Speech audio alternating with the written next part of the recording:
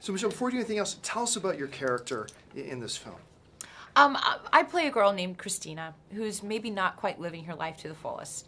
And she takes that commuter train every single day in and out of Chicago and not really enjoying her job or her home life, and meets a stranger on a train.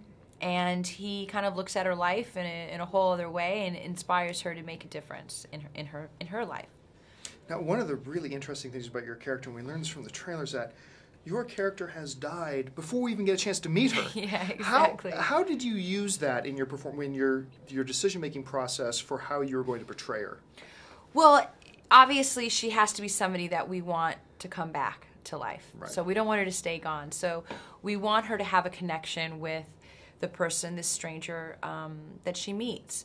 And we want her to, maybe that you start to see her be honest for the first time in her life, and you see how one person can kind of inspire a change in another person's life. So I think we wanted to witness sort of that transition and to see this relationship develop.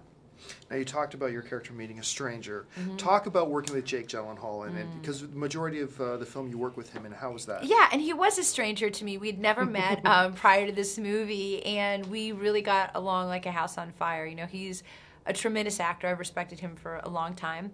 And on top of that, and personally, he's one of the nicest people and one of the funniest people I've met. So it was really nice to work with him.